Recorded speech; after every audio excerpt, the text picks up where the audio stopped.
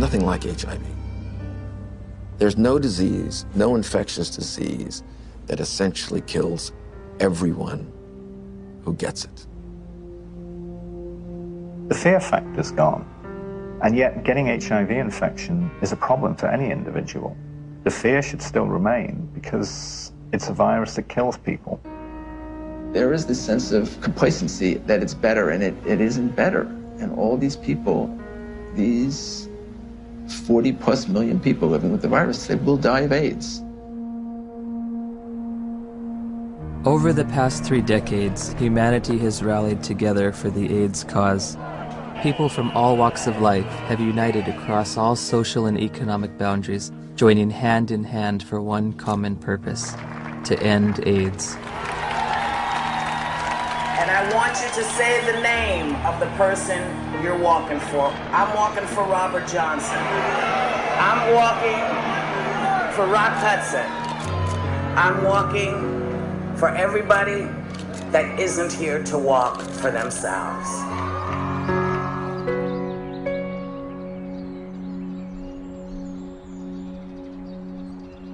The statistics are growing, all except for one.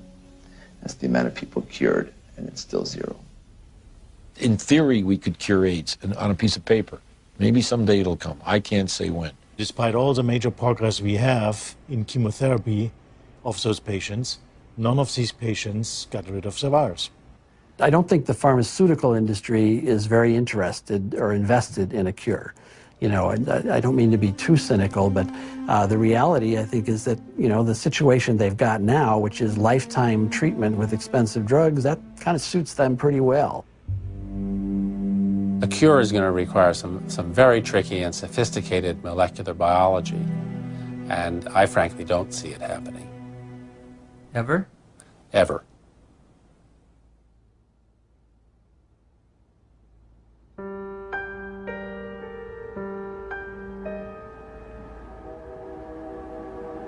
I was born in 1980, a year before AIDS exploded onto the public consciousness. I grew up beneath its shadow like a child raised under the threat of the mushroom cloud.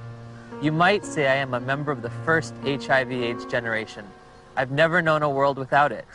This film is an account of my journey through the shifting sand surrounding HIV/AIDS. AIDS has been front-page news for nearly 30 years. Yet how much do any of us really know about HIV and AIDS?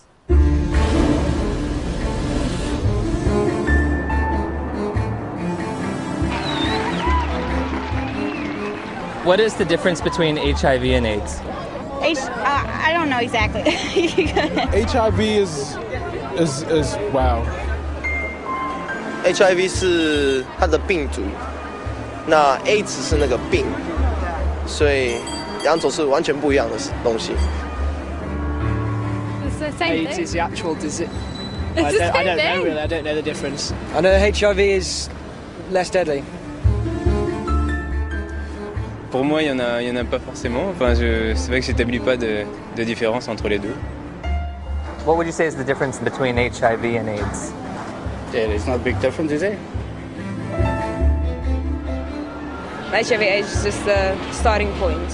HIV is a virus. The actual virus is AIDS.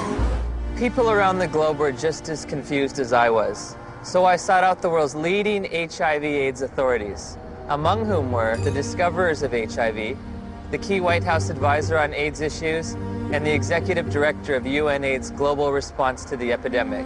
Meeting with these distinguished experts, I candidly asked, what is the difference between HIV and AIDS? The difference between HIV and AIDS is a really critical concept, and unfortunately it's one that seems to escape a lot of people, or just they don't remember it after hearing it. HIV is a virus. AIDS is a syndrome caused by infection with the virus. So you don't get infected with AIDS, you get infected with HIV, and that causes AIDS. The biggest problem with the HIV theory of AIDS is HIV. There is a group of AIDS denialists that say that HIV does not exist and has never been isolated, which is as bizarre as it gets. We do not say that HIV doesn't exist. What we say is that the presently available data does not prove the existence of HIV. The reality is that HIV does exist and does cause AIDS. I mean, the evidence is incontrovertible. HIV causes AIDS. All right, that's a theory that's there. Let that theory be there. But let's have some other conversations. Let's have some other research. Let's have some other funding. Maybe something else is working here. No. Why nearly 3 decades since its discovery does there continue to be debate over HIV? Why is there no cure in sight? To answer these questions, I needed context. The past is prologue, so my journey begins with a step back in time.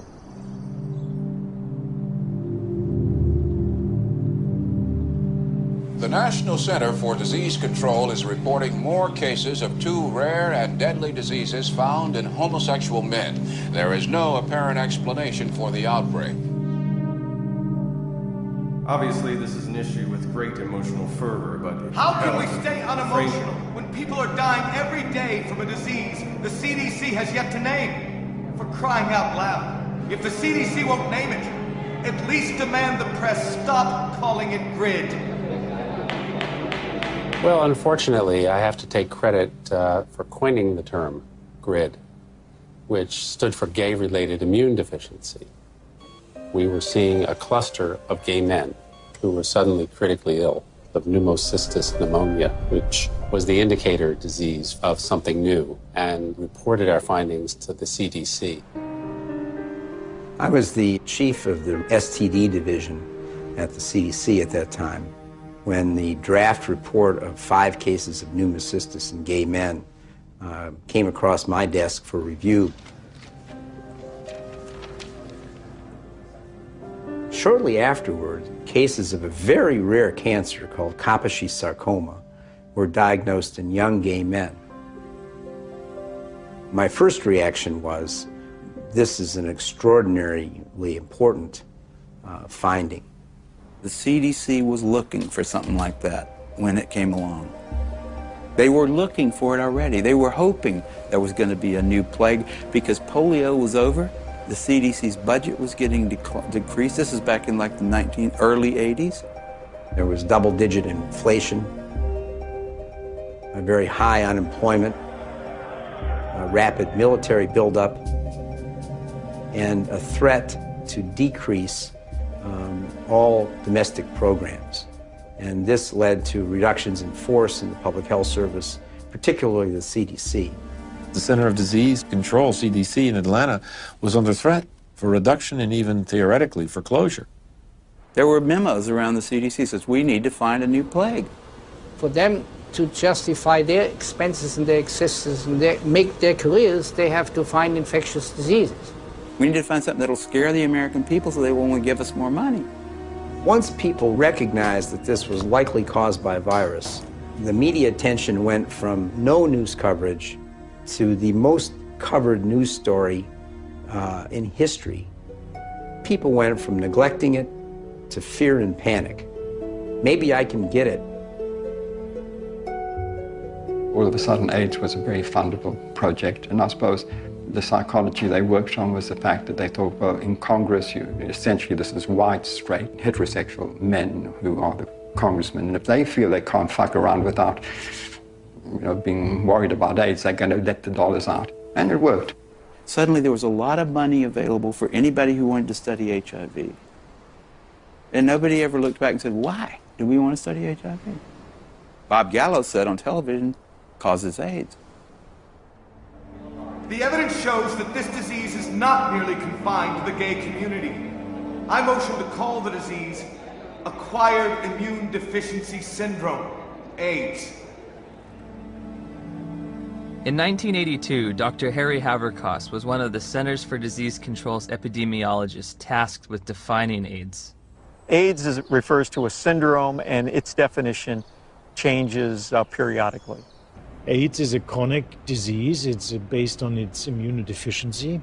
AIDS is not a disease, right? AIDS is a whole lot of different things. Depends on what country you're in.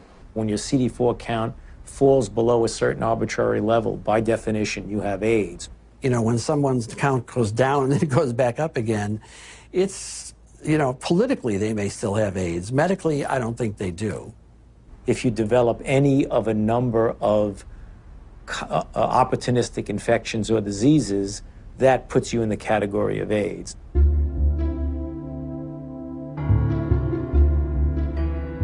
We don't even know what AIDS is. AIDS is so hard to define because they change the definition of it every year. The definition of AIDS has broadened over time. It was revised in 1985, and then again in 1987. The changes in the definition have been political. Every time they change the definition, the numbers go up.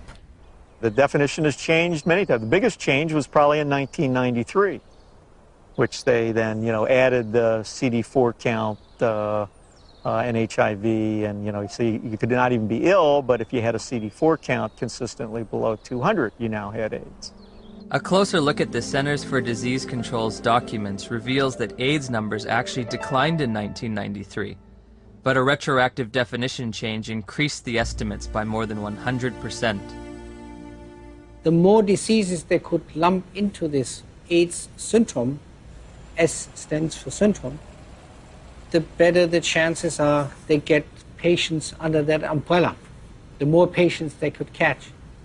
As time goes along, definitions get used for a variety of issues, and some of those are not based solely on scientific decisions, but politics and capitalism and reimbursement comes into play. For example, a person with hepatitis C, even say here in San Francisco, if you've got hepatitis C and only hepatitis C, you're shit out of luck. Having an AIDS diagnosis, I get a free apartment. The city of San Diego pays my apartment. I can have the state of California pay for many medications related to HIV. I get Social Security benefits. I can get discounts on my supplements at the local health food store. I also get food stamps and in-home supportive cleaning services. So I was basically a healthy person walking around, and yeah, I had all these wonderful little perks, You get all these benefits, that we fought for and got. But the end result has been a sort of an imbalance. We succeeded, I'm glad we did, but it is a little unfair. Politics, insurance, capitalism, benefits, you can be sick or healthy. I never would have thought that AIDS was so convoluted. Right. Well, as I said, that has changed. How you define that scientifically has changed quite often. Which just makes it difficult to, for the lay people to understand. It makes it difficult for me to interpret the numbers. Africa is purported to have the highest incidence of AIDS cases on the planet. So I trekked to South Africa to witness firsthand the impact of AIDS on that troubled continent. Around 10 million of South Africa's 48 million people have been reported to have AIDS. It's only a 10-minute drive from Cape Town's pristine modern airport to the squalor of neighborhoods said to be ravaged by AIDS. All the facts on HIV and AIDS with Griselda on Metro FM Talk. It's World AIDS Day. There are functions, there are gatherings. The international theme is Stop AIDS, Stop HIV and AIDS. Keep the promise. So many years later, we keep saying the same things, HIV, HIV, HIV. And yet each time I hear words like HIV and AIDS, I just want to pull my hair out. I'm just so fatigued about how we've packaged the messaging. All we talk about is AIDS. It's a sex virus. You have to use condoms or you die. It's a sick and sad message. People can't think outside AIDS anymore. It's just a shocking, sad reality. The first AIDS meeting on the continent of Africa was in 1985 in Bangui. We were there with a few people who had experience on AIDS in Africa. And one of our problems was, how can you diagnose AIDS in Africa in the absence of very sophisticated laboratory support? Even though by 1985 there was a HIV test, most of Africa didn't have access to it. So one of the things that we did in that meeting was to sit down and hash out the so-called Bangui criteria for the diagnosis of AIDS in Africa. The idea was, what would be a simple way for a clinician to look at a patient and say that this patient likely has AIDS? We say somebody who has a combination of certain signs and symptoms like major weight loss. And if you have a combination of that, you can say this is probably somebody with AIDS. They wanted a clinical case definition where they could decide that someone had AIDS just by looking at weight loss and persistent fever and so on. It gave something to clinicians in Africa to diagnose AIDS. And that helped in the overall effort to count cases, because we needed to know what was the impact of the epidemic. They could discover AIDS all over Africa at that point. They could say that we are all at risk, but they could say it's spreading around the world. They could say it affects women as much as men, because almost anyone in an African hospital could be diagnosed with AIDS without having to do the HIV test at all. Whole nations have been led to believe that, in some instances, that they've got large percentages of their population infected and doomed because of this supposed sexually transmitted virus. It's such a tragedy. Daniel, a lot of people here is very sick and is very dying. What kind of sickness do you see around here? It's HIV/AIDS. What is AIDS? We don't know. We don't know.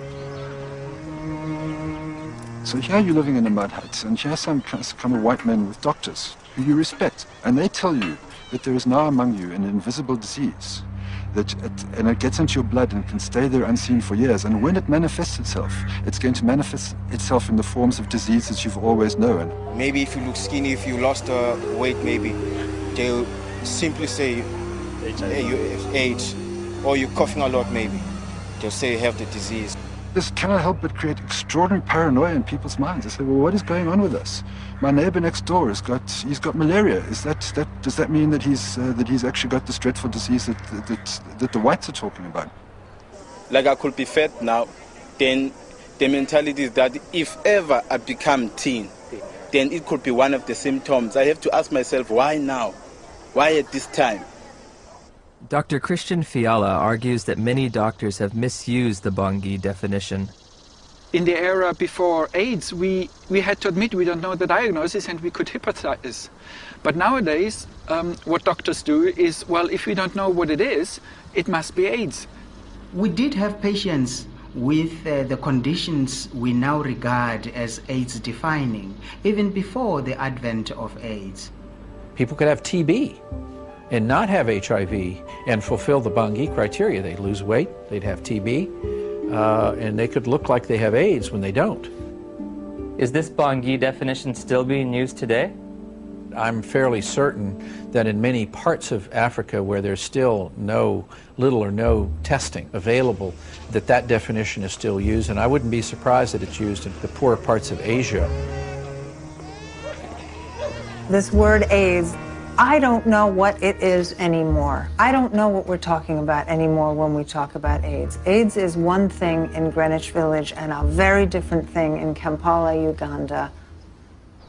I visited the World Health Organization's website searching for answers and discovered there are currently more than 12 different definitions of AIDS worldwide. So I turned to Dr. James Chin, former head of the WHO's Global HIV Statistics Unit, for an explanation. Some countries, they felt they were a little more sophisticated than in others. And you have, along with the epidemic of HIV, epidemics of HIV/AIDS experts. And some of them will not necessarily adhere to any international definition. They'll make up their own definition. High school biology class taught me that diseases and syndromes cannot differ from country to country like languages. It was becoming clear that HIV and AIDS were distinct, separate entities, and that AIDS was diverting my attention from the real culprit, HIV. Where to next? The place millions have had their lives changed forever. She says, we have your test result, you need to come in and get it. And I was like, tell me now, Cheryl. She was like, Kim, we really need you to come in and tell me. I said, then I know it's positive, Charlotte. You would just tell me over the phone. And she's like, Kim, don't panic. You can still have a normal life. I can still remember his face. I can remember his eyes. And all he said was, I'm so sorry. I think you should put your affairs in order, and you might have 5 years. I said, Cheryl, I have to get off the phone right now. I have to go tell my dad. He started crying. This isn't the way it happens in the movies.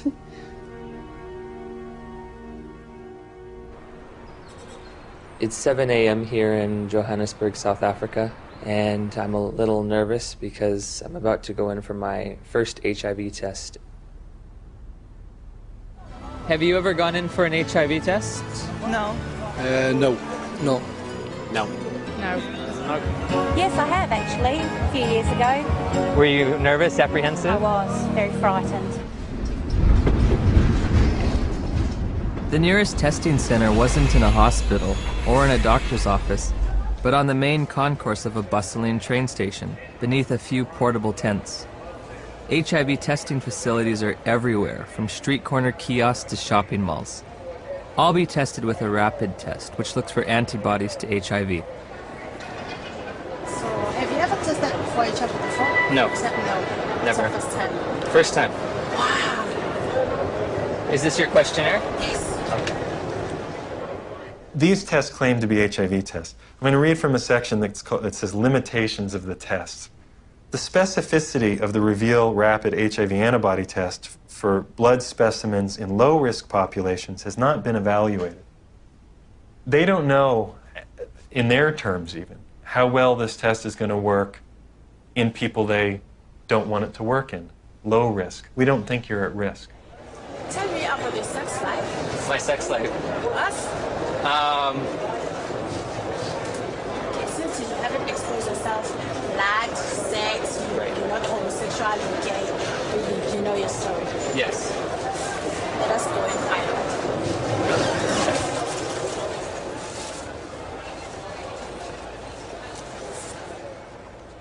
In 1990, we flew to Romania to adopt a baby. We found Lindsay, and she was only 2 weeks old. I can still remember that feeling, just holding Lindsay for the first time, thinking, now my dream is going to come true. I'll have one of those children. Before we left Romania, we had to make sure that she didn't have HIV. We had to find a doctor, and he did the test, and it came back negative. We flew home just after Christmas, 1990, and thought we had it made. So I'm going to do a test which comprises of 2 test kits. These 2 test kits are from 2 different countries. Why you are putting them being 2, you want them to confirm each other. Can they be 2 different outcomes? Then this one is a stamina, which is going to give us the final results. Can I just ask you something, as someone who's a little nervous? Okay. It seems like if this is positive and this is negative, my life hangs in the balance on whatever this one is. Yes. But how do we know that this one's accurate when both of these were inaccurate? This one has been tested to be the one that is going to take out the results that are correct. Oh, so this one is more accurate than these 2? Yes, according to what we have learned. So why don't we just use the more accurate one to begin with? Well, you know what? What if now the more accurate one has a discrepancy? How are you going to find out? I don't know. Rapid tests in Germany, it's not allowed for standard diagnostics. May I ask why? How come you don't use rapid tests for standard diagnostics? Several professional organizations who decide as an expert committee on guidelines how to do things. None of these responsible societies recommend it for scientific reasons. We always say to our clients, even if you have tested here, you can go to other centers and go and test and verify our test. You cannot say we're 100% because you find clients going from area to area doing tests. And they come with stories that I was negative at a certain area, I'm positive with you. How do they decide whether they're positive or negative? We cannot tell because we are using a rapid test. It occurred to me that perhaps the HIV epidemic is reported to be so widespread in South Africa and other poor nations simply because they use these inaccurate tests. There's the saying that if you knew how sausages, what sausages are made of, most people would hesitate to sort of eat them because they wouldn't like what's in it. And if you knew how HIV/AIDS numbers are cooked or made up, you would use them with extreme caution. I decided to investigate HIV testing protocols used throughout the developed world. When we're testing people for HIV, the first thing we do is a screening test, and it's usually a test called the ELISA. But there are also now available rapid assays that can be used as screening methods. Because they're faster. And we all know faster and cheaper is more efficient. If an ELISA is positive, it does not mean that the patient is HIV positive. That's a problem. If we're using antibodies as a screening test to tell who's infected or not, very occasionally you can get false positives. So screening tests by themselves should not be used as a definitive measure of infection. That's why we use a screening test to pick up all the cases, but we use a confirmatory test to eliminate any false positives. Take it easy. I'll just at the side. It should be emphasized that most of the developing world uses only screening tests to confirm an HIV diagnosis. There are no confirmatory tests. Time now is 25 past. At 22, the results will be out, which is going to be 15 minutes.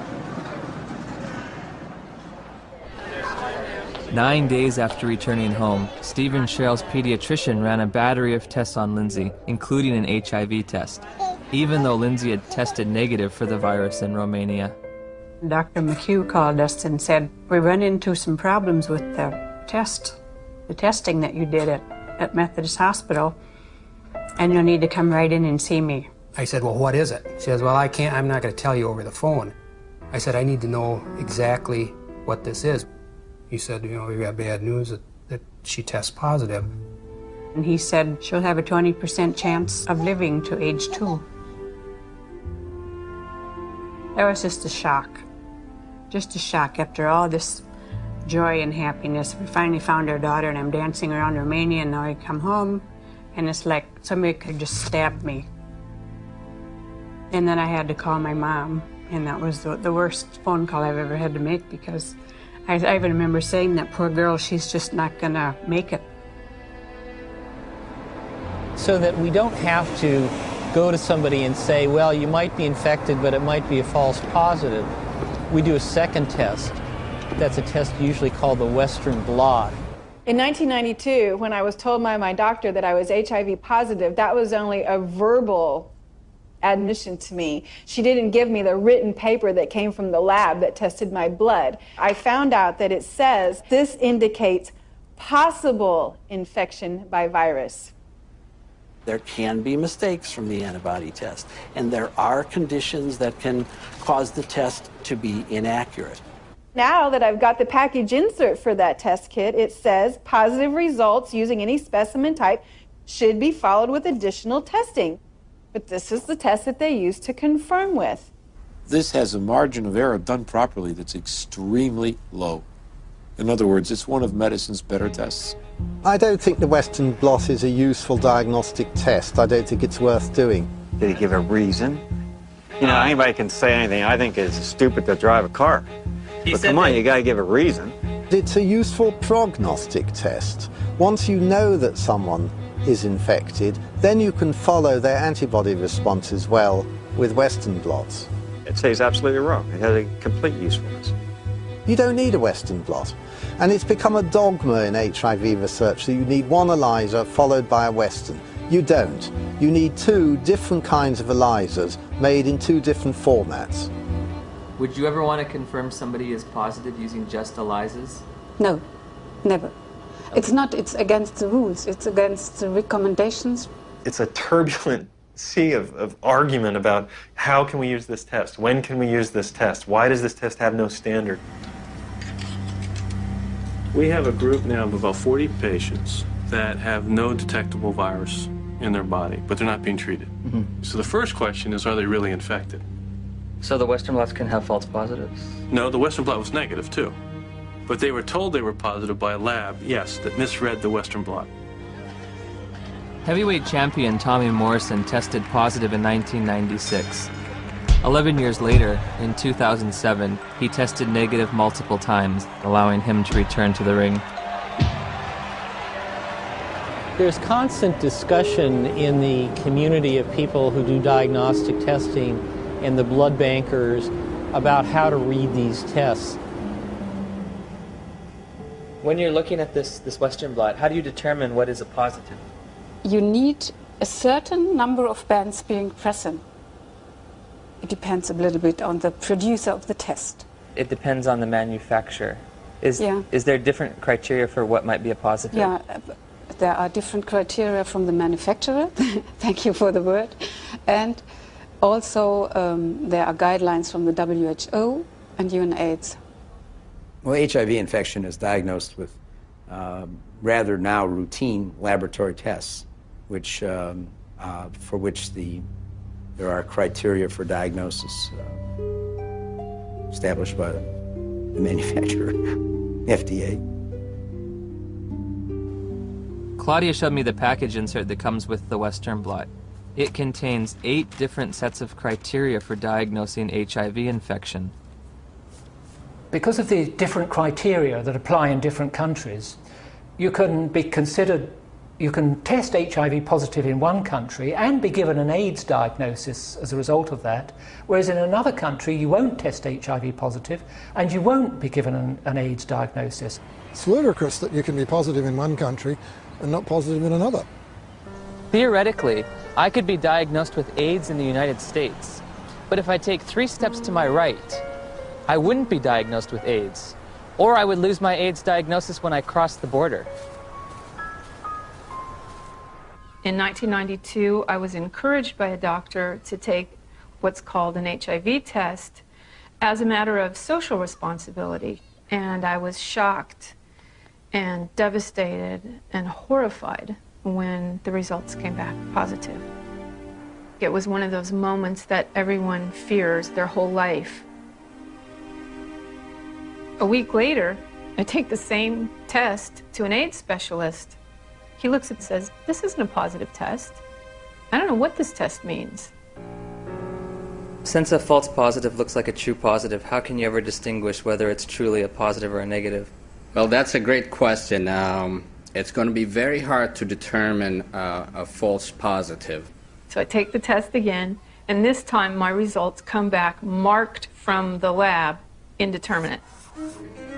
I'm faced with the decision, do I want to wait 6 weeks to test again or do it right away? I opted for right away. My results that time come back positive. Took it again, came back negative. I took it again, positive.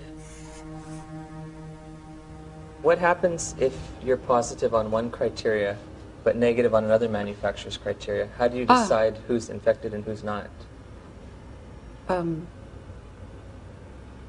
You will use the most sensitive criterion. In late December of 2007, I read about new legislation passed in New Jersey calling for the mandatory testing of pregnant women or newborn infants should the mother's status be unknown. HIV mandatory testing, to me, is a no-brainer. I'm very much opposed to the concept of mandatory testing of any population because the tests are scientifically shown to be unreliable and inaccurate. You have no reason to fear this bill. And my hope is that eventually this will become a federal law so that every woman in this country would be tested.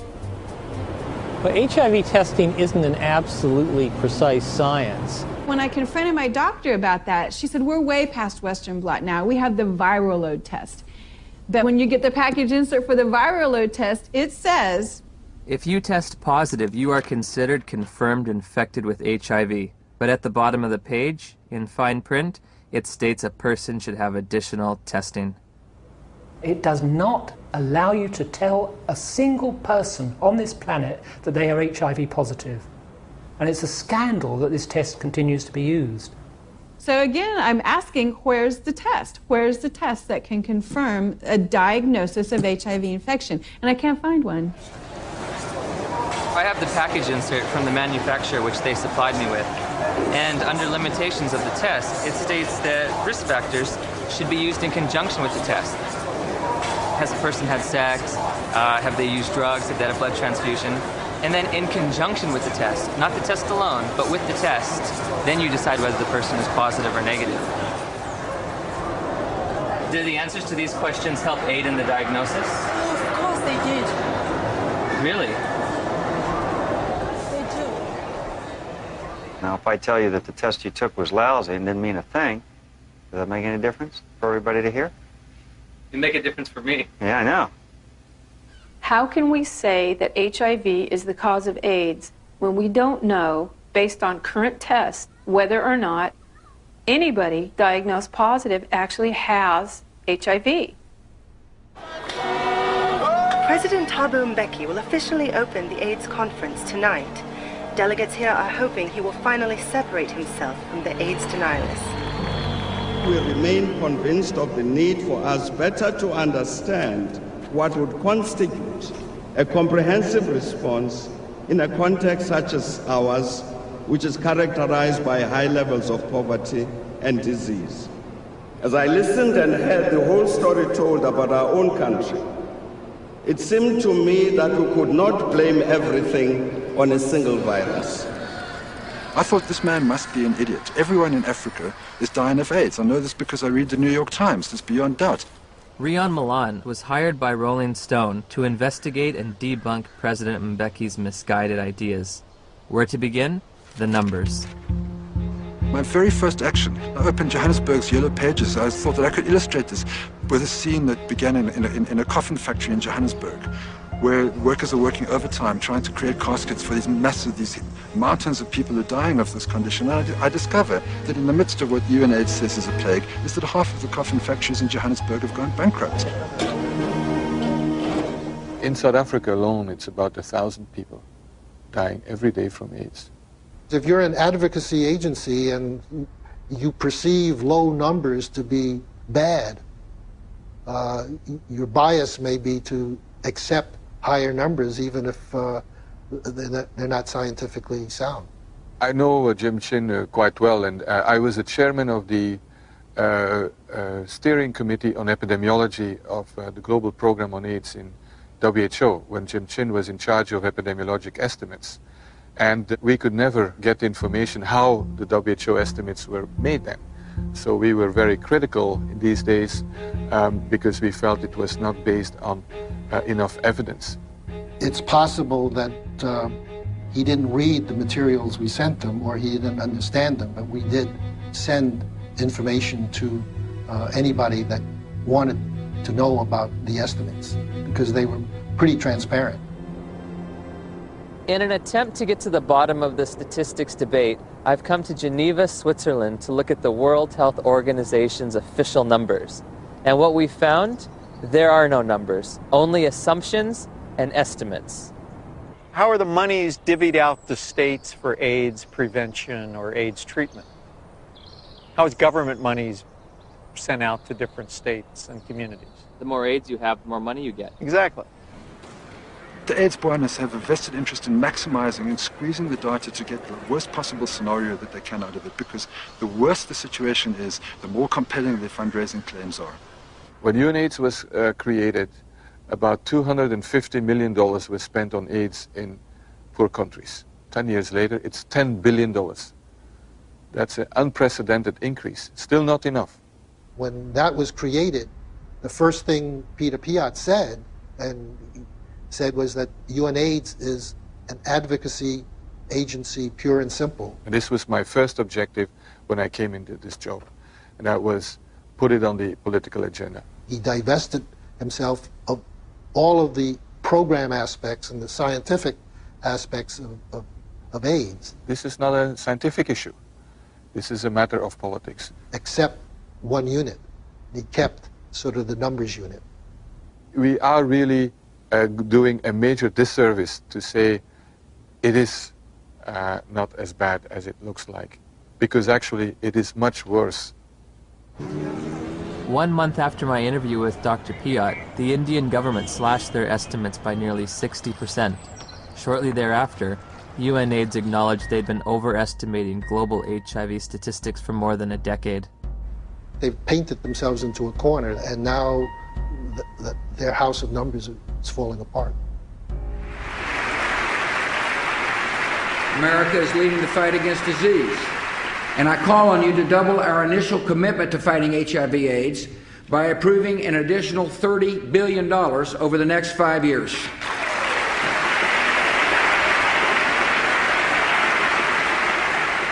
Global corruption, misuse of statistics, in order to convince people that there's one hell of a problem out there, guys, and we've got to go and do something about it. If you look at the real world, you know, how many people are infected, diagnosed to be infected, and eligible for treatment? There are very few compared to the number. In April of 2008, Congress approved a $50 billion expenditure for AIDS treatment and prevention. The vast majority of the world's population is not at any measurable risk of HIV infection. No measurable risk. Growing up in the age of AIDS, I was taught there were 3 certainties in life: death, taxes, and contracting HIV from unprotected sex. If you don't use a condom, there's a lot of chances that you can actually get the killer disease that is AIDS. I did a study of the heterosexual transmission of HIV in California, and we recruited individuals who were infected with HIV. Then we recruited their sexual partners, and we looked at whether transmission, in fact, had occurred. Padian runs a study. It's a 10-year study with the world's most virulent, terrifying sexually... I mean, this thing jumps, off of penises into vaginas miles away. How many of them do you think, after 10 years, with the world's most terrifying, virulent, sexually transmitted disease, came up positive? Nobody. Nobody. Nobody who was negative came up positive. 0. I think HIV is more difficult to transmit than than a lot of, probably most other sexually transmitted diseases. I mean, I think that's pretty widely known. If I were to have unprotected sex with somebody who is HIV positive, how many acts would I have to engage in before I got the virus? Just one. I assume one would be enough. First act? One is enough. Remarkably, HIV is a difficult infection to transmit. This contradicts everything I was ever taught about the sexual transmission of HIV. AIDS is the best example of what's really scary and alarming and dangerous about our culture right now, which is that it's a culture of PR. It's a public relations phenomenon. The truth doesn't matter. What matters is the image. If we were talking about reality, the reality is that AIDS is over.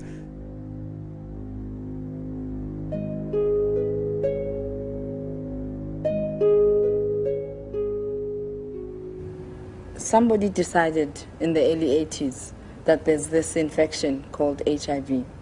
And upon deciding that, I don't think it was debated enough. In 1983, Dr. Luc Montagnier and his team of researchers identified what they thought might be the cause of AIDS. I really was excited because we knew it was a new type of virus, not shown before in men, and very likely to be the cause of AIDS. Of course, at that time, we didn't have the full proof of what's the cause of AIDS.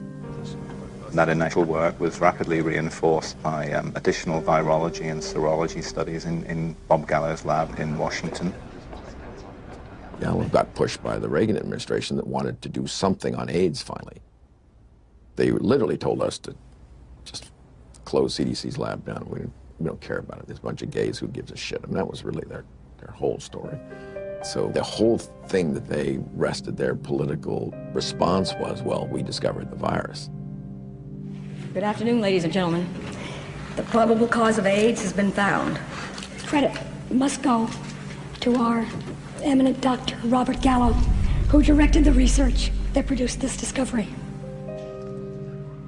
What was new that day is for the first time we were saying, that's the cause, I'm sure. It was a silly press conference. There was not evidence then that HIV was the cause of AIDS. It wasn't called HIV. There was certainly evidence that he didn't discover it. It was discovered in France. The conference was held before any of Robert Gallo's papers were published, therefore before any other scientist had a chance to review them and look at the evidence and see if he got it right or wrong. Gallo's philosophy was to have people to whom he would give the virus be in his own control, so that any information that came out of that would come through him, so that he got all the information. Indeed, often put his name on publications and would, quote, collaborate with them. But should you have any broader view other than his personal glory and your personal glory, this was not a scientific pursuit in any way. The U.S. Department of Health and Human Services decided from now on we are only going to fund AIDS research that assumes that Robert Gallo's virus is the cause. I didn't think that HIV in 1984 was the cause of AIDS. That's why I did the study comparing gay men with Kaposi's and gay men with pneumocystis. I assume there must be something else. If you go read my paper from 1985 that Kern and Jaffe would not sign on to, I actually lay out the cofactor hypothesis in that paper.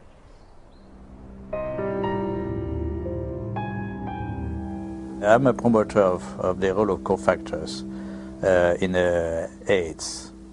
Well, cofactors just says that the cause of a disease is by more than one factor. Just simply being infected with HIV is not going to do it. You need certain cofactors. Cofactors are not necessary. Dr. Fauci would say HIV causes AIDS without the need for anything else. That's kind of ridiculous. The data that indicate that any different type of infection like mycoplasma or something like that is a necessary cofactor, I believe those theories have been debunked. What the fuck does he mean? Sorry. What's it? Saying sorry to the camera. What does he mean that there are no cofactors? Where's he coming from? There's cofactors for everything. Cofactor implies something specific. And it really gets us off into tracks that are wandering. Gallo isn't gonna change his mind. But he's probably 70 years plus now. He's gonna remember things that we all remember, things that are good for us. And we forget the bad things. The cofactors are important to really understand how people get ill, why they get ill. What is asked of an AIDS journalist is to deny an existing reality, which is a strong, growing body of dissent on a scientific question. In August of '92, my dad had just read his latest National Review, and there was an article in there about Peter Duesberg, a maverick cell biologist. He said he didn't think HIV caused AIDS. To deny that this well-identified, well-characterized virus is linked with AIDS is, to my mind, just potty. He said, I can't replicate this in my office. I can't get this virus to do anything. We thought, oh my gosh, my dad is really daydreaming. He's trying to wish this all away because he knows how upset we are. Just wish it all away, and everybody will be gone happy. If Fauci would say, here's $1 billion for alternative theories of AIDS, you wouldn't believe what's going to happen. A lot of HIV researchers overnight would would start cofactors. The first year they would call them cofactors of HIV. And the next year, the co would be topped and HIV would be topped a year later. Peter is highly intelligent. He did excellent work. I mean, no wonder he got a full professorship in Berkeley and was nominated to the American Academy of Sciences. But I told you very frankly that he's killing people with his theories, and I still stick to that. They attack him, they attack his ideas, and they present some bogus way of refuting what his science has said that doesn't really refute it. Peter Duesberg? Yes. Oh. They are all prostitutes, most of them, my colleagues, to some degree, myself. You have to be a prostitute to get money for your research. You're trained a little bit to be a prostitute. But some go all the way. In light of all this scientific uncertainty, I asked Dr. Fauci for evidence linking HIV to immune deficiency disease. When you put the combined findings of the initial characterization as a distinct retrovirus isolated by Montagnier and his group, together with Gallo linking the virus to being the cause of AIDS, and they put those things together, and that's how we have a confirmation of the causative agent of AIDS, namely HIV. Still unclear about the evidence for HIV's existence, I decided the best way to verify it would be to actually see it. I asked Dr. Hans Gelderblum, a world-renowned electron microscopist, if he thought there was any reason to question Dr. Montagnier's published images. I've seen these publications, stamp-sized images. It's a nuisance. It's a nuisance. You do not really see much. When we saw that photo, we said, suggestive, but not convincing. Dr. Gallo, 1 year later, published photographs he claimed to be of HIV. Were his any better? These pictures were not so impressive. They were not much better than Montagnier's images. It's one thing to look like, and another thing is to be a virus. In 2002, I stumbled across an article by Valander Turner and Andrew McIntyre of the Perth Group in Australia, and it questioned whether there's ever even been found a virus. I became consumed with researching this.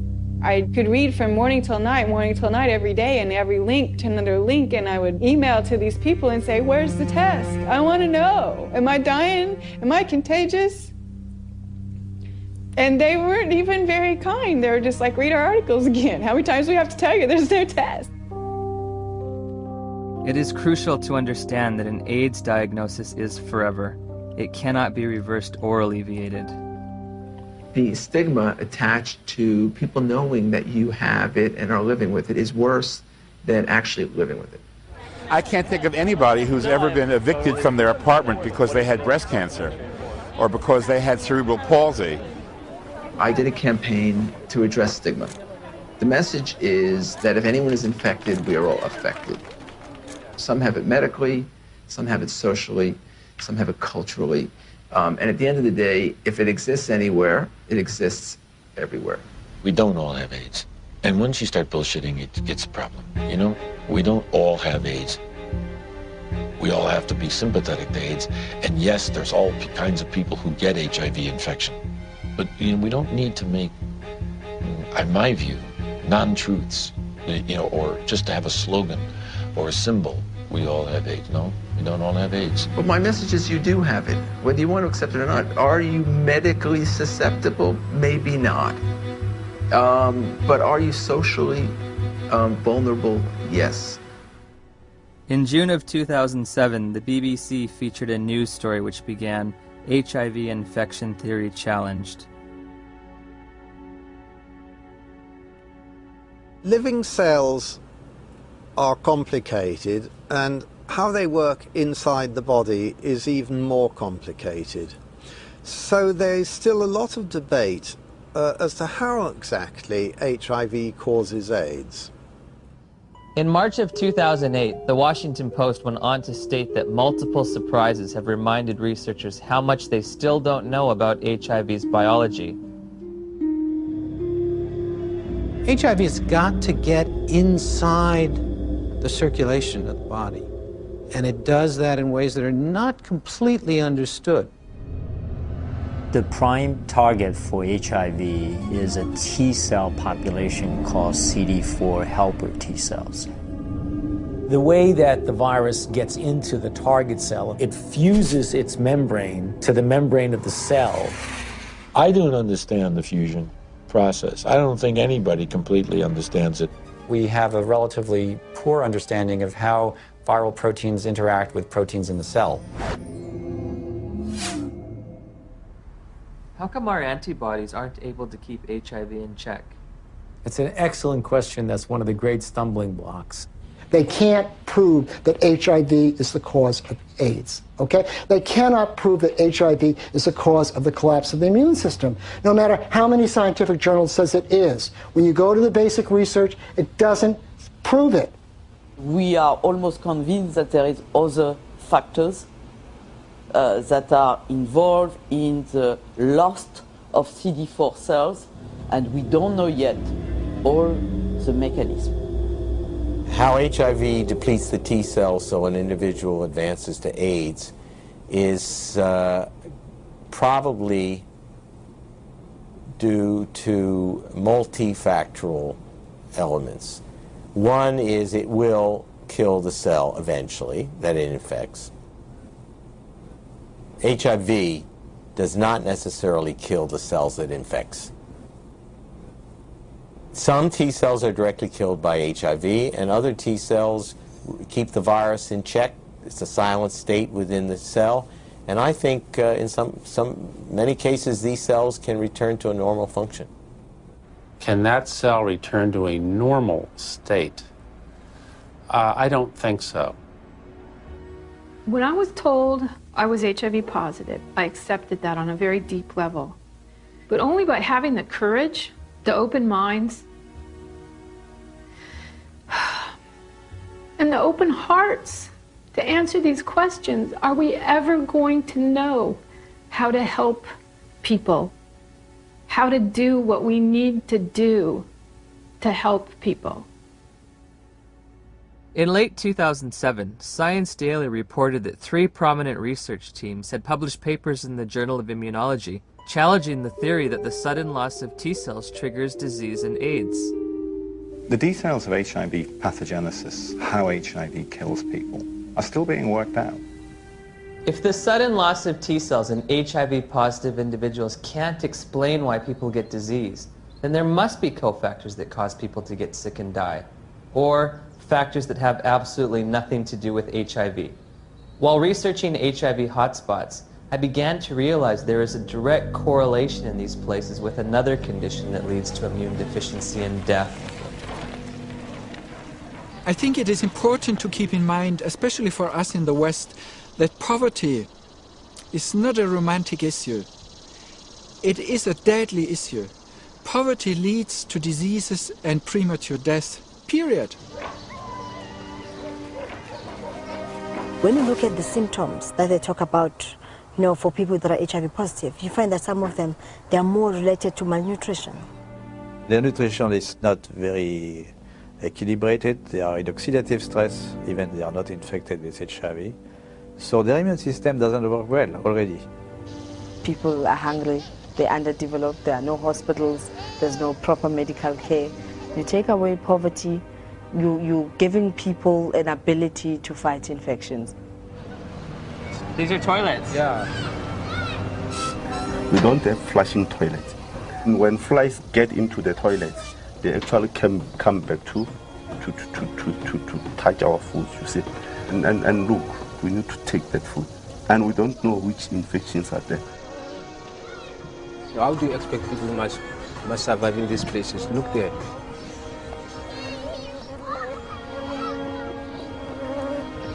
How many white people they are staying in this house like this one? In Cape Town is different.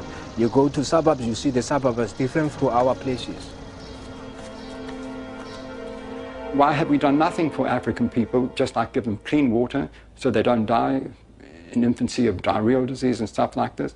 All we care about is HIV, AIDS. Well, question, well, there's money in it. There has to be, other dynamic working to lead public interest to the African situation and ignore clean water, sanitation, malaria. I mean, things that kill people. This is the beginning of a war. It is a war to reclaim our health. In 2008, USA Today published a news story that stated, if we look at the data objectively, we are spending too much on AIDS. About $10 billion a year is spent on AIDS, while 2 billion people live with no sanitation. 1 billion lack access to clean water. And malnutrition kills someone every 10 seconds. These factors enable diseases to thrive and severely weaken the immune system of those living in such squalor. If we were to take all that money and put it towards developing poor countries, God would be so proud of us, indeed, because we would have taken away the major challenge that's facing humankind, and that is people dying in silence. It's slow, painful deaths from being scared of something that was just packaged as AIDS. Could it be that the real epidemic is extreme poverty, not HIV? On the other hand, HIV allegedly occurs in the United States as well. So I looked for alternative causes of immunodeficiency in this wealthiest of nations. There are other ways you could produce a condition that looks like AIDS, but they too will be some source that causes a severe defect in the immune response. 19 million Americans now, 19 million are taking illicit drugs every day. But we don't talk about this. This is politically incorrect. There have been a number of theories as to what the origin of HIV/AIDS is. One of them was a theory that certainly turned out to be completely incorrect, that it's a lifestyle phenomenon. There's a large epidemic of STDs in general in the late 70s, and particularly in gay men. In San Francisco, New York, Los Angeles were meccas of the new lifestyle, which came from the liberation in the post-Stonewall era. The more partners you could have, the more you were striking a blow for gay lib. I remember talking to one of the people who was at the forefront of that lifestyle.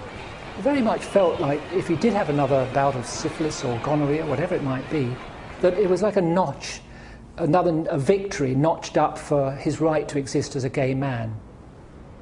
I went on a vacation to Los Angeles, and it wasn't that wild, but one night I went to a bathhouse. I came home with, get this, at the same time, syphilis, gonorrhea, and 2 forms of parasites.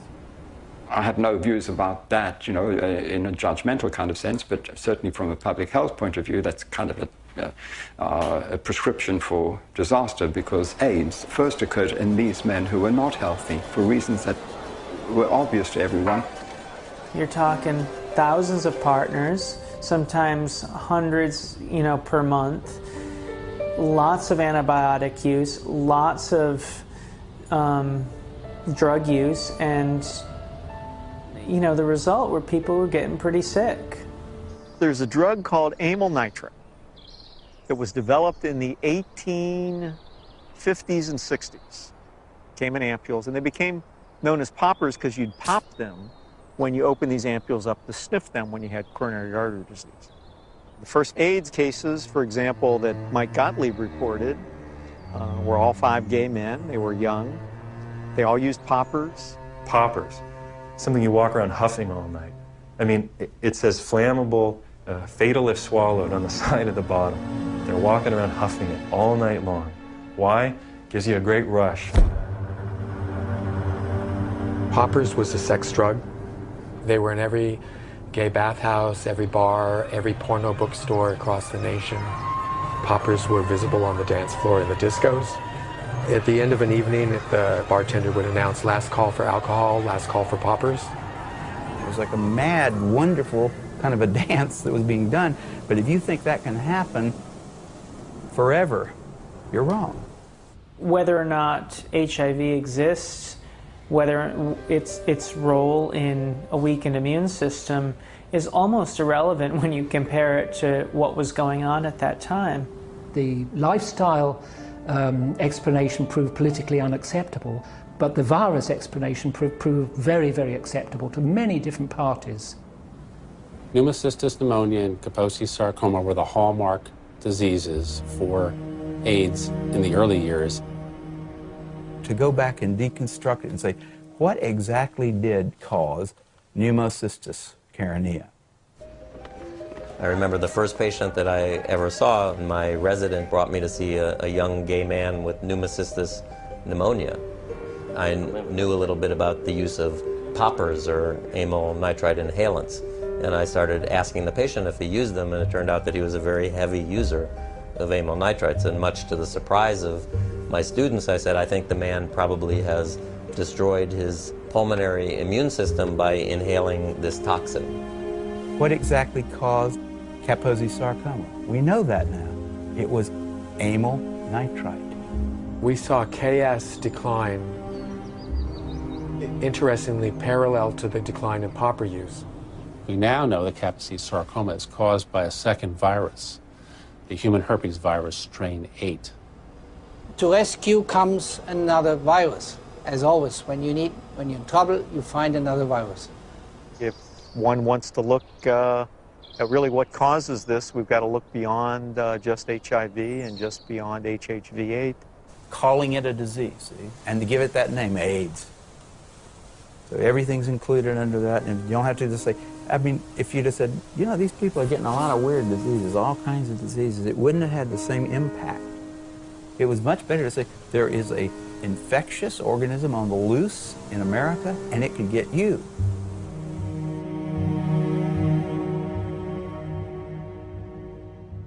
I had interviewed the world's leading HIV experts and discovered that the two benchmark diseases of AIDS have alternate explanations. Once again, I turned to Dr. Gelderblum, seeking proof of HIV's existence in the most recent images available.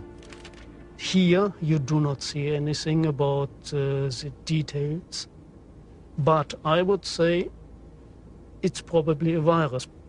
These are HIV here? Yeah. Oh, so are these HIV too? Yeah, yeah. Everything's Probably. Probably. Yeah. What can I tell you?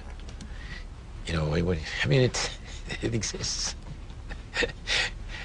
Gallo said he had all these viruses, and it was a lie. I think HIV totally has turned out not to be the cause of AIDS. HIV has turned out not to be. Gelderblum's images, said to come from isolated HIV cultures, provided no proof for HIV's existence. So I asked Nobel laureate Dr. David Baltimore and Dr. Robin Weiss how they would isolate and photograph this elusive virus. Well, didn't Dr. Gallo do that? I mean, he actually isolated it, so... Yeah. I mean, why should I do all of this? This is all textbook stuff you're asking me. I'm not quite sure what's behind your question about isolation. I don't want to be your textbook, you know? Okay. I got other things to do. They're embarrassed.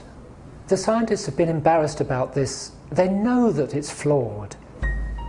In 1987, the CDC made two mind-boggling changes in the definition of AIDS, which are in effect today. You can be diagnosed with AIDS without ever having an HIV test. In 1987, I had a lesion on my arm, and it was KS, Kaposi sarcoma. The doctor diagnosed you with AIDS without an HIV test? Yeah. You can be diagnosed with AIDS if you've tested negative for HIV. Alvin Friedman Keene found 16 patients with Kaposi sarcoma among gay men in New York City in the 80s. They did not have HIV infection. Yet they had AIDS by our definition, right? In a World Health Organization publication, Dr. Chin writes, "It should be emphasized that the surveillance definitions for AIDS were not intended to be reliable indicators of HIV infection." If you have thousands of documented cases of AIDS without HIV, how can HIV cause AIDS? Why do you believe that HIV does cause AIDS? Because that's all the information that I've been given. Because we've never been taught anything different. We have read it, heard it. Because that's what the scientific community has told us. Scientists are supposed to observe, experiment, and reason from what they observe. They're not supposed to grab hold of an idea and cling to it and adjust everything else in their perceptions to fit that idea. I think an HIV positive test means that your life is forever changed. You have a whole new battery of things to consider for yourself. What does it mean to me? It's very hard to find anyone who supports you when you say, I don't think I'm going to die of HIV or AIDS. The typical model of HIV equals AIDS equals death. How invested am I going to be in that model? Everyone who's infected with HIV would like to deny it. It's a bad prognosis. It means you're going to take drugs for the rest of your life, et cetera, et cetera. So there's people who want to say, I'm one of the people who tested positive, but I'm not going to get the disease. Do I start treatment? Treatment meaning the antiviral drugs, if ever? We started taking Lindsay to a doctor at the Children's Medical Clinic. She gave us a prescription for retrovir syrup, which is AZT. It was so important for us to get something to help our baby that we sat on the floor in the pharmacy and gave her first dose. Shortly after Lindsay began AZT treatment, side effects began to emerge. Her eating habits changed quite a bit. She didn't eat well. She was hard to handle at the table. And then the leg cramps started. Once that started, it got progressively worse. She would just grab him and go, ow, you know, screaming in the middle of the night. Just like it was it wasn't an ache, it was like, must have been sharp pains. It's just made you feel sick to your stomach. Any drug active on HIV will be toxic because it's not 100% specific on the HIV enzymes. When we switched over to the university, then the dosage of AZT went up, and that's where she started flattening out on her growth chart. The doctors would try to put a positive spin on how well she was progressing. It was mainly in the T cells that weren't always a positive situation. Yeah, the T cell count would go down, and then the doctors would say, well, maybe we better raise that AZT dosage, get that T cell count back up. We were going, I think it's kind of making her sick because she doesn't want to eat. She's having leg cramps. And they'd say, well, it's the HIV, and that's what it does. It's all part of the package. The treatment causes a very similar condition we would expect from an AIDS patient. That's why nobody noticed that there was something wrong with the treatment. I remember in 1992, after I first tested positive, I became involved in an organization called Women at Risk. There were 11 of us at the time on the board and involved in the group. All of us except 3 were on the medications. In the year and a half that I was involved with Women at Risk, every single woman in that organization on the drugs died. Every single one, except the 3 of us who weren't taking them.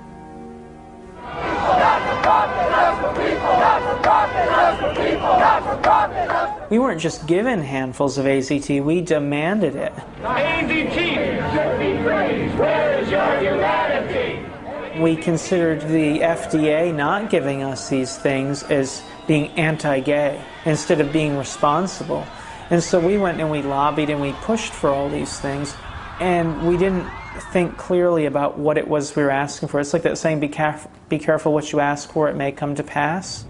That's the very reason why everybody believed HIV is a deadly virus, because the HIV-positive patient at that time got a deadly treatment. Despite the billions spent on the drug, tens of thousands of people with AIDS have died. And now a growing number of studies are questioning the drug's usefulness.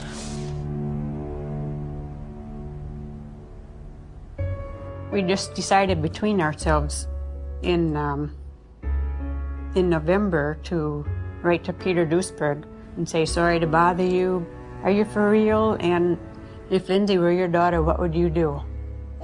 On November 11th, we got a big package, and he said, you must take your daughter off AZT immediately or she will die from it like Kimberly Bagalis. That is AIDS by prescription. You get immunodeficiency and you die from the tox. That is AIDS by prescription. When AZT became widely available in 1985 and 1986, I cautioned my patients not to jump on the bandwagon and start being treated. I didn't want to see my community poisoned by an ineffective therapy. I think in retrospect the dose that we started with AZT was a dangerous and poorly tolerated dose. Nobody wants to realize what was the real effect of this overtreatment. That means that we killed a whole generation of AIDS patients.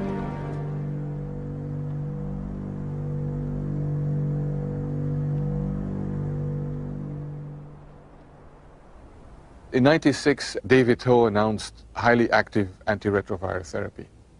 Also known as the cocktail, because the treatment combined the newly developed protease inhibitors with older HIV drugs, such as the chemotherapy drug AZT. That was a revolution. What was an 100% fatal illness now could be treated. The AIDS medication today is not that toxic than it was in the early days. And it's a potent drug regime. That means it kills almost everything. I play around with treatment interruption because I think the drugs are toxic. And if I do the drugs continuously without interruption, I think that they'll have a cumulative damage. In the years that we've been using the cocktail, we've found that there are lots of side effects. In South Africa, I spoke to a couple of pharmacists specializing in HIV treatment. How often do you see side effects in patients? Yeah. All the time? All the time. Almost all the time. We saw the lipodystrophy, the buffalo humps at the back of the neck, then the lipoatrophy, which is the loss of fat in the face and the arms, giving people a very gaunt look. The risk of heart attack seems to be increased in people on these drugs. With what we have now, the side effects eventually are going to outweigh the benefits. So patients really do better for the short term, but in the long term, they die also. In 1994, Audrey Serrano tested HIV positive. While initially healthy, she was prescribed AIDS drugs which nearly killed her and left her scarred for life. In December 2007, after multiple negative tests, she was awarded $2.5 million in damages. Some people are very fortunate. They don't have these side effects, but many people do. So prolonged treatment is impossible. I know people that are like horses, have no impact with some drugs, no side effects, and somebody else falls apart. The new generation of antiretroviral drugs are less toxic. They can be more tolerated. But for how long? I agree. We cannot give a treatment for life. It's not like insulin, you know, it's something which is toxic. Has a patient ever died from the side effects? Yeah, sometimes it happens. AIDS drugs are all classified as black box drugs. A black box drug is the most severe warning that our FDA will put on a product. It means you could die taking this because other people have died taking this. My sister Joyce was my best friend. She's a great mom and just a very lively person. In 2003, Joyce found out she was pregnant with a second child. She was offered an HIV test as standard prenatal care by her obstetrician. She called me at work and she was like, I got something to tell you. And I was like, well, what is it? She said, I'm HIV positive. So I took a deep breath. I said, well, it's not the end of the world. And she said, well, Nell, I met this doctor today and he's a specialist. And he says that there's some medicines I can take that'll keep my baby from being HIV positive. Nevirapine. Warning. Severe life-threatening skin reactions, including fatal cases.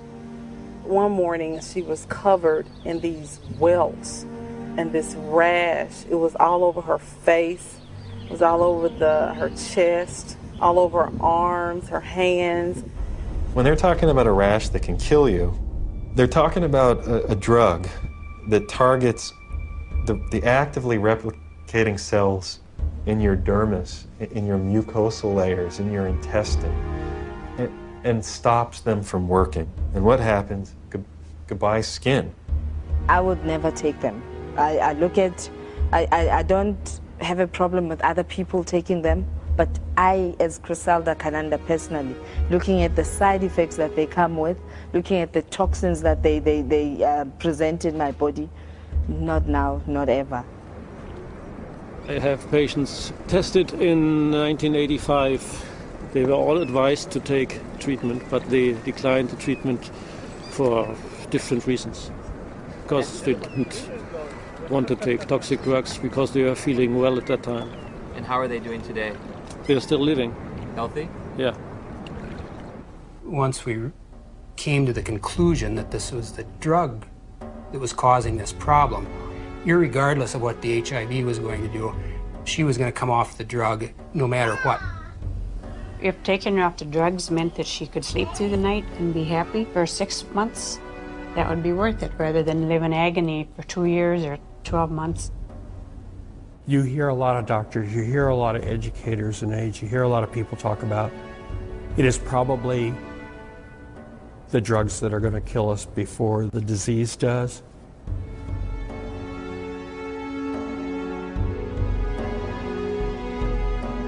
What are the drugs doing to the bodies? They're putting the bodies into coffins. Before my sister started taking the drugs, she was healthy. After she started the drugs, she developed an allergic reaction, which made her look like a patient with full-blown AIDS. She was admitted to the hospital. She continued to spiral down. And within 37 days from her first date of taking the medicine, she was gone. When news of Joyce's death reached the NIH, emails were exchanged between the director of the AIDS division and an ethics and safety officer. Ed, there was fulminant liver failure resulting in the death on this trial last week. Ouch. Not much we can do about dumb docs. They're cynical enough to introduce drugs that they know will have toxic effects and will carry a certain mortality, and they know that the life of the drug before this mortality becomes too obvious to ignore is, say, 2 or 3 years, and they work out what the sales are going to be in those 2 or 3 years, and then they know they're going to have to reduce the dose. Joyce has 2 sons. Jamal he's in his senior year of high school this year. Sterling will be 4 years old. And in my mind, they were robbed of their mother. If someone's going to be giving me a diagnosis of certain death in 5 to 7 years, I want scientific proof. This isn't a religion.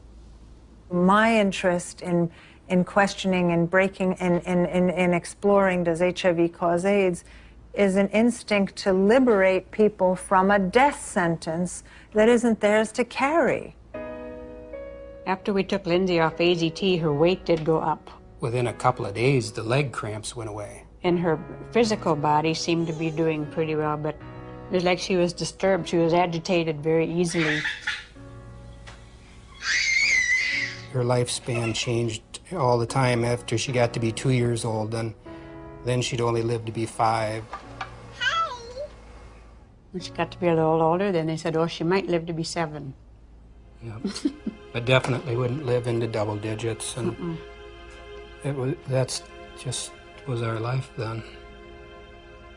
Although Lindsay was on AZT for 22 months, she made a full recovery from the pernicious side effects. Lindsay will be 19 in October of 2009. Because it's been surrounded from day one with so much emotion, so much fear, so much psychology, so much drama, very few people are capable of looking at AIDS logically. We can be exposed to HIV many times without being chronically infected. Our immune system could get rid of the virus within a few weeks if you have a good immune system. If you have a good immune system, then your body can naturally get rid of HIV. Yes. If you take a poor African who's been infected and you build up their immune system, is it possible for them to also naturally get rid of it? I would think so. It's very easy to get people to think the right thing if you get the right on the tablet the first time. But once something's on the tablet and you got to erase it and put something else, it's very hard to get people to think differently.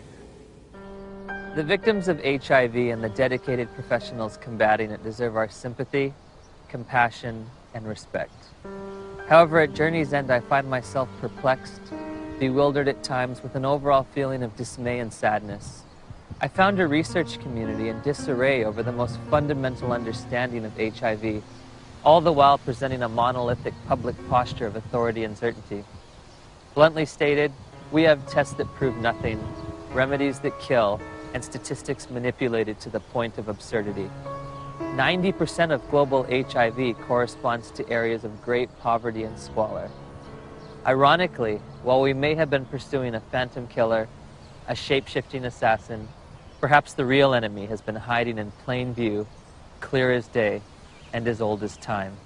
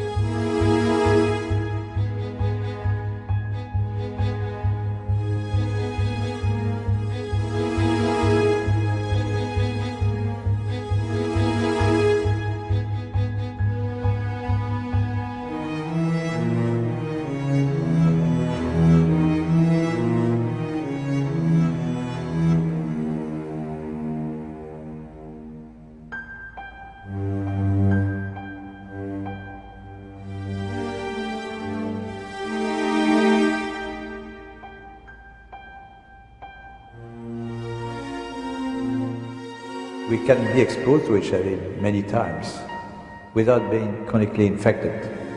Our immune system will get rid of virus within a few weeks if you have a good immune system. If you have a good immune system, then your body can naturally get rid of HIV. Yes. How can we say that HIV is the cause of AIDS when we don't know, based on current tests, whether or not anybody diagnosed positive actually has HIV?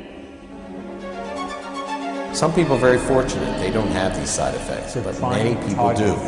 So prolonged treatment is impossible. Called CD4 helper T cells. What the fuck's he mean? What's it in? It uses its membrane. What does he mean that they know it's an effect? Where is he coming from? There's factors for everything. To the membrane of the cell. And then it there, it's our cell virus grows, makes more of the cells. Gallo isn't going to change that. It's probably in the circulation. Finds other CD4 cells to infect. There is an ongoing battle. Cells die, the body will replace those cells that die. But there's not an infinite capacity to use cofactors are important. This battle between HIV how people get ill, why they get ill. What is asked of an AIDS journalist is to deny an existing reality, which is a strong, growing body of dissent on a scientific